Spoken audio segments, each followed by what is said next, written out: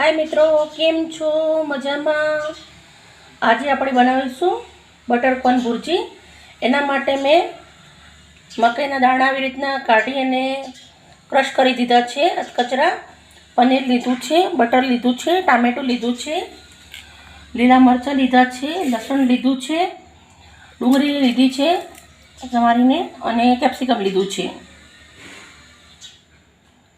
બીજા મસાલા હું જે કરું એ તમને बताऊँ। तो तुम જોઈ શકો છો સરસ મજાની આપણી બટરના ડુંગળી શેકાય છે। મેં તીખા મરચાં વઘારમાં પહેલાં નાખ્યા છે, કેપ્સિકમ પછી નાખીશું આપણે। ડુંગળી શેકાઈ જાય પછી નાખીશું। મિત્રો તમે જોઈ શકો છો ડુંગળી આપણી પૂરી શેકાવા આવી છે। અને પેસ્ટ નાખી દઈશું એને પણ સરસ મજાની આપણે શેકી લેવાની છે। મિત્રો ધીમા તાપે આને 5 થી 7 મિનિટ સુધી શેકવાનું છે। મકાઈ સરસ કોણી થતી પણ તો પણ શેકવું જરૂરી છે। શેકવાથી એ ભુરજી બહુ સરસ બને છે। ડુંગળી થોડી આપણી શેકાઈ ગઈ છે, કેપ્સિકમ નાખીશું, ટામેટું નાખીશું,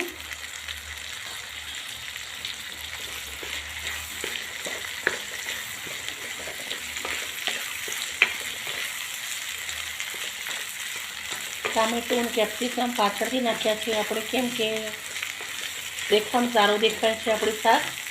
અને દેખાવ સારો હોય તો જમવાનું બહુ જ સારું લાગે છે, પણ આપણે દેખાવ જોડે ટેસ્ટ પણ સારો જોઈએ છે। એના માટે સરસ મજાનું આપણે શેકાવા દઈશું। અને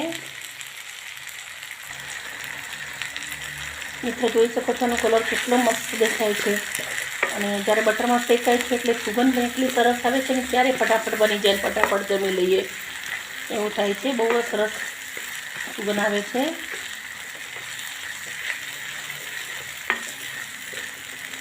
એકદમ તાપ ઓછો રાખીને શેકું છું અને મિત્રો તમે જોઈ શકો છો સરસ મજાનું આપણે આ શેકાઈ ગયું છે।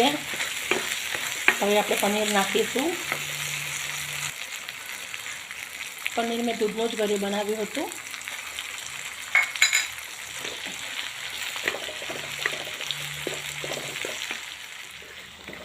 મિત્રો તમે જોઈ શકો છો કેટલો સરસ મજાનો કલર આવી ગયો છે। પનીર નાખ્યું છે આપણે અને 2 મિનિટ શેકાવા દઈશું, પછી આપણે મસાલા કરીશું। મિત્રો આ શાકમાં આપણે પાણી નથી રેડવાનું, એકદમ ડ્રાય બનાવવાનું છે સરસ। અને બટર વધારે નાખ્યું છે એટલે પાણીની જરૂર નહીં પડે આપણે।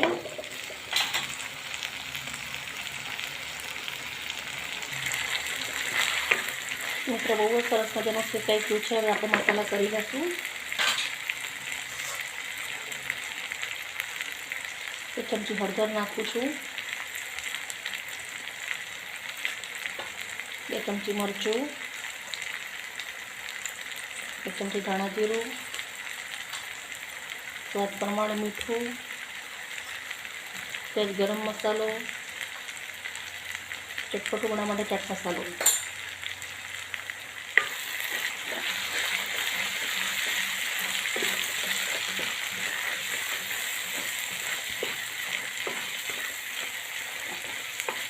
મિત્રો ખરેખર બહુ જ ફાઇન સબ્જી બની ગઈ છે, દેખાય એટલી સરસ છે અને સુગંધ પણ બહુ મસ્ત આવે છે।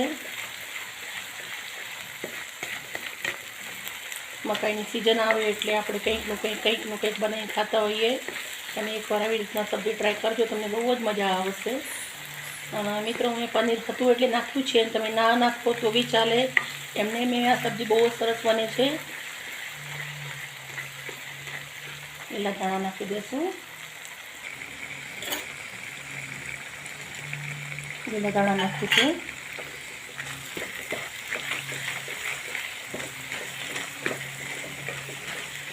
શાકનો દેખાવ કેટલો સરસ છે, આપણે હોટલનું પણ શાક ભૂલી જઈએ એટલો સરસ મજાનું શાક દેખાય છે આપણું। કસૂરી મેથી નાખી દઈશું હવે આપણે। શાક રેડી થઈ ગયું છે, પણ કસૂરી મેથી નાખીએ એટલે એકદમ બહુ જ સરસ સુગંધ આવે છે એની, અને એકદમ હોટલ જેવું બને છે। ચલો મિત્રો, આપણું શાક તૈયાર થઈ ગયું છે. હવે આપણે કનેક્શન કરીશું, બીજા ભરલા અંદર લઈ લેશું.